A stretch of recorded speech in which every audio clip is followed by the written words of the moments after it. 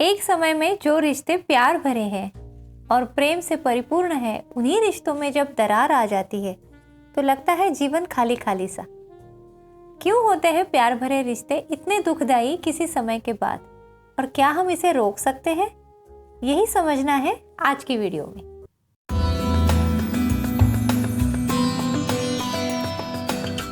नमस्कार, मैं डॉक्टर कलिका आप सबका भरपूर स्वागत करती हूँ। आज का विषय हमारे बहुत करीब वाला विषय है।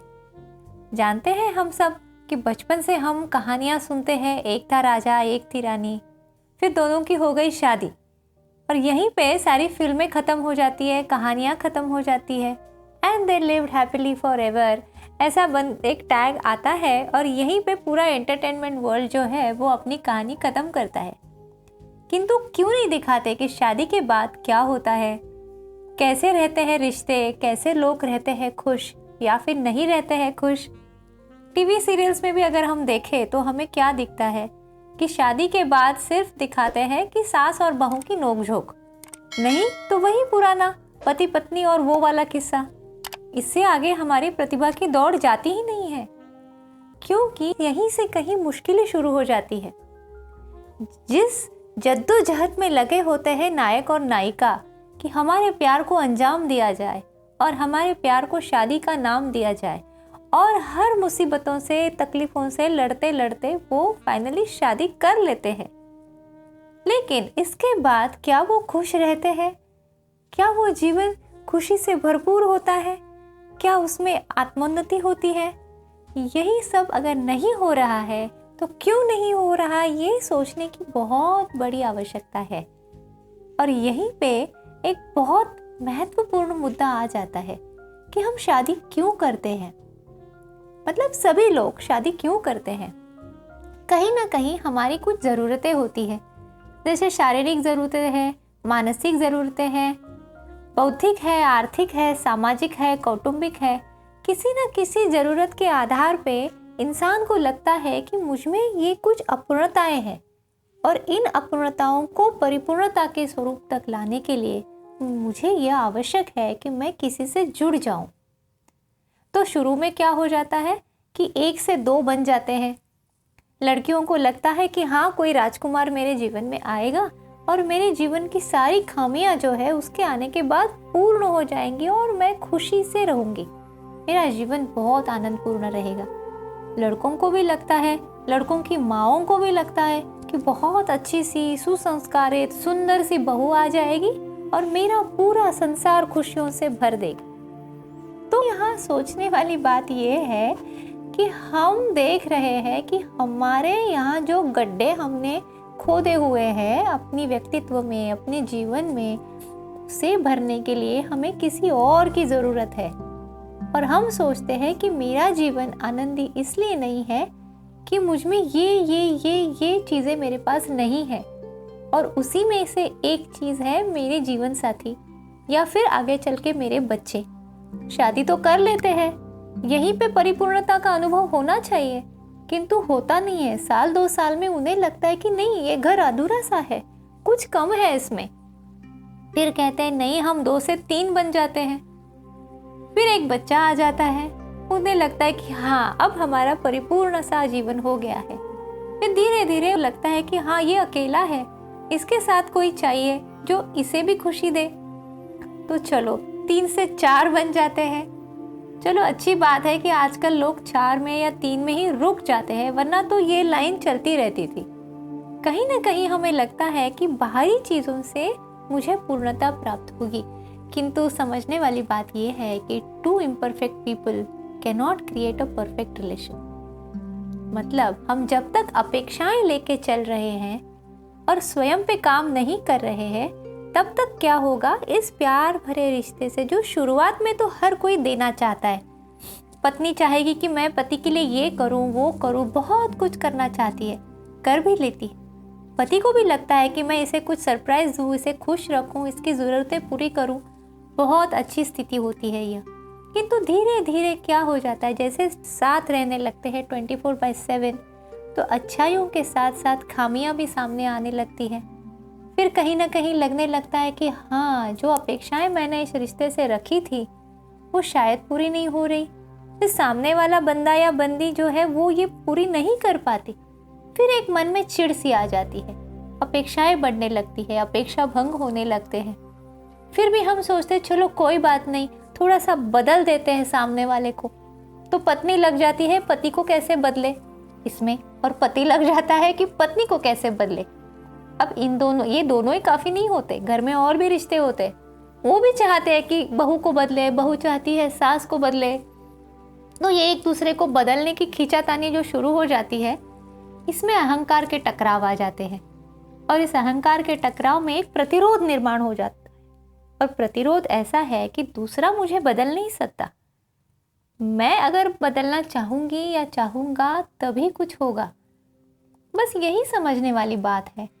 अगर एक बात यह समझ ले कि हम दूसरों को नहीं बदल सकते, लेकिन स्वयं को बदलना हमारे हाथ में है। तो यहाँ पे उस शादी के कुछ साल निकल जाने के बाद एक ठहराव सा आने लगता है, क्योंकि वास्तवता का भान आ जाता है।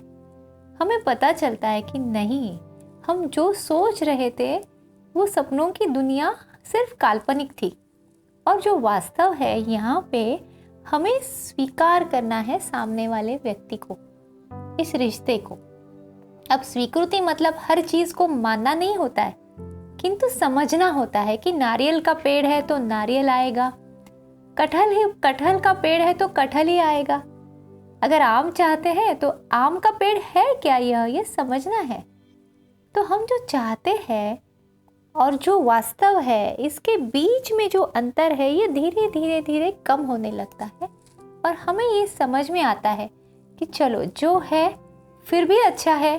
फिर हम अच्छाइयों की तरफ देखते हैं, थोड़ा सा बुराइयों को या अलग चीज़ें जो है उसे हम अनदेखा कर जाते हैं। अगर ये सही मायने में हमें आ गया तो फिर भी जीवन सुखी चल जाता है। किंतु अगर यह न कर पाए, पूरी तरह से स्वीकृति सामने वाले की या रिश्ते में अगर ना हो पाए, तो यहाँ पे भी दरारें बढ़ने लगती है, चिड़चिड़ होने लगती है, एक दूसरे की खामियां निकालने लगते हैं, और कहीं पे सतह पे एक गुस्सा रहता है हमेशा। और इस गुस्से की वजह से हमेशा हम लेने वाले बन जाते हैं। हम चाहते हैं कि ये मुझे नहीं मिल रहा है, ये मुझे नहीं दे रहा है, ये अपेक्षा पूरी नहीं हो रही है। और कहीं ना कहीं जब हम मांगने वाले बन जाते हैं, तो हाँ, इसमें परावलंबित्व तो आ ही गया, ये पूरी डिपेंडेंसी है। कब ये डिपेंडेंसी शारीरिक तौर पे होती है, कभी मानसिक तौर पे होती है, आर्थिक स्तर पे होती है।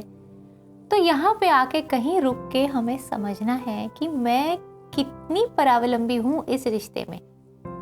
और अगर हम थोड़ा सा विचार करें और हमें पता चले कि हाँ, शायद आर्थिक स्तर पे मुझे स्वावलंबी होना है, तो हमें उस प्रयास में लग जाना है। सबसे बड़ी दिक्कत आती है जब हम मानसिक तौर पे परावलंबी होते हैं। और ये कैसा करें, तो ये समझने वाली बात है जो अभी हमने की, कि मेरी खुशी मेरी जिम्मेदारी है। मैं अपना जीवन खुश कैसे कर सकूं, इसके प्रयास मुझे करने हैं। सामने वाले के कंधे पे इसका बोझ नहीं डाल सकते, क्योंकि वह बेचारी या वह बेचारा अपने प्रवास में लगा हुआ है, अपनी खुशियां ढूंढ रहा है। यहाँ किसी के पास इतनी खुशियां नहीं है कि वो दूसरों को दे, और जो लोग देते हैं वो बहुत अच्छे लोग होते हैं और बड़ी किस्मत से मिलते हैं। फिर भी उसमें भी मर्यादाएं आती है। तो अगर हम देने वाले बन जाए तो इसमें खुशी ज़्यादा है। तो ये जो बात है, यह समझते समझते फिर एक और मुद्दा यहाँ आ जाता है कि इतनी शक्ति, मानसिक ताकत कि हम देने वाले बन जाए, ये हम में कैसे आएगी। तो यहाँ पे कुछ जो मूल तत्व है वह महत्वपूर्ण बन जाते हैं, जैसे ट्रस्ट या विश्वास। अगर हम आत्म प्रगति का प्रवास कर रहे हैं, खुद संभलने का, खुद के गुणों को बढ़ाने का प्रयास कर रहे हैं, तो ये सारे गुण हमें अपने लगने लगते हैं। फिर हम इन्हें कैसे वर्धित करें, इनका कैसे हम पोषण करें, यह सोचते हैं कि हम ट्रस्टवर्दी बने, हम पे कोई भी विश्वास रख सकता है, हम दूसरों का आदर कर सकते हैं। अगर ये गुण मुझ में है तो कोई भी रिश्ता ये गलत नहीं होगा, ये कोई भी रिश्ता दुखदाई नहीं होगा। तब जाके कहीं मेरे वाणी पे मेरा संयम आएगा, मेरे गुस्से पे मेरा संयम आएगा। तो ये संयम को बढ़ाने का अगर प्रवास है तो इसमें धीरे धीरे क्या हो जाता है, जैसे फूल का सुगंध आ जाता है उसी तरह रिश्तों भी सुगंधित हो जाते हैं और लोग अपने पास आना चाहते हैं, जुड़ना चाहते हैं। और जब जुड़ जाते हैं तो उसे ही तो प्रेम कहते हैं। जब हम चाहते हैं कि हाँ किसी के साथ हम जुड़े हुए हैं, वो जो कनेक्ट है, कनेक्शन है, जहाँ पे एक शांतता है, तृप्ति है, वो अगर बन जाए तो और क्या चाहिए। लेकिन समझने वाली बात यह है कि शादी होने के बाद भी, माँ बच्चों के रिश्तों में भी, क्या हम सही मायने से एक दूसरे से जुड़े हुए हैं। मतलब ये है कि शारीरिक तौर पे कभी जुड़ना होता है, कभी मानसिक तौर पे जुड़ना होता है, किंतु उसमें भी मैं अलग और वो अलग, ये भावना धीरे धीरे बढ़ने लगती है। मानसिक स्तर पे भी, क्योंकि हर एक की भावनाएं, विचार अलग होगी, क्योंकि हर एक का पालन पोषण अलग हुआ है, उसने अलग अलग संस्कार धारण किए हुए हैं, तो उतनी एक रूपता तो नहीं आएगी। वैचारिक स्तर पे भी अगर हम जुड़े हैं तो उसे कई बार हम दोस्ती का नाम दे देते हैं, किंतु उसमें भी मतभेद आ ही सकते हैं। किंतु सबसे शक्तिपूर्ण जुड़ाव जो है वो है आत्मिक स्तर पे। हम जब किसी के साथ जुड़ जाते हैं तो अगर उसमें हम द्वैत का अनुभव करते हैं तो यह भी स्वाभाविक है, किंतु इसमें अद्वैत का अनुभव अगर करना है, एक होने का अनुभव अगर हमें करना है, तो हमें हमारा अस्तित्व का स्तर बढ़ाना आवश्यक बन जाता है। शारीरिक स्तर पे अगर हम जुड़ते हैं और मानसिक स्तर पे जुड़ते हैं तब भी रिश्ते अच्छे होते हैं, किंतु उनमें भी मर्यादाएं आ जाती है, कभी कभी उनमें भी खालीपन आ जाता है, वहाँ भी अहंकार उठ जाता है।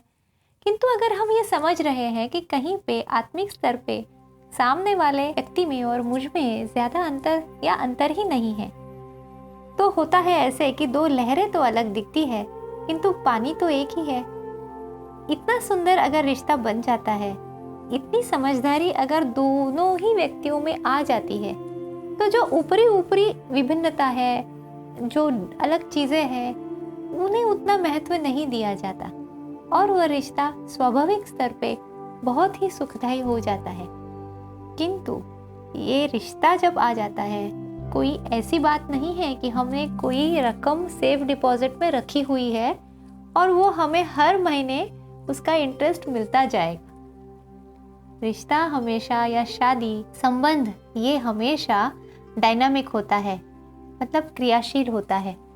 इसीलिए तो कहते हैं कि love is not a noun, it is a verb. ये क्रियापद है, इस पे रोज काम करना पड़ता है। ये सेविंग्स अकाउंट है, यहाँ पे जब तक हम कुछ डालेंगे नहीं, निकालने का अधिकार मर्यादित ही होता है। जितना डालते हैं उतना ही निकाल सकते हैं, और जितना कम डालेंगे वो निकालने में मुश्किल होगी। समझ रहे हैं ना आप? तो इन रिश्तों में देने की शक्ति अगर हम बढ़ाते हैं, तभी जाके हम आत्मनिर्भर बन सकते हैं, खुश रह सकते हैं और सही मायने में खुशी दे भी सकते हैं। और खुशी देने में जो आनंद है उसमें तृप्ति है। खुशी मांगने में जो आनंद है वहाँ पे अतृप्ति है, असंतुष्टि है, अपेक्षा भंग। तो ये तो तय है कि जब तक हम आत्म प्रगति की राह पर नहीं चलते, स्वयं सबल नहीं बनाते, सक्षम नहीं बनाते, खुश नहीं रहते अपने आप से, भी रिश्ते में कुछ ज्यादा नहीं कर पाते। और अगर सभी इस मार्ग पे चले तो मानिए सारे रिश्ते खुशी से परिपूर्ण हो जाएंगे। कम से कम इस प्रवास पे तो हम निकल ही सकते हैं। अगर आपको ये विचार पसंद आए हो तो लाइक कीजिए, शेयर कीजिए और सब्सक्राइब कीजिए, और कमेंट में लिखिए आप क्या सोच रहे हैं। फिर मिलते हैं, खुश रहिए।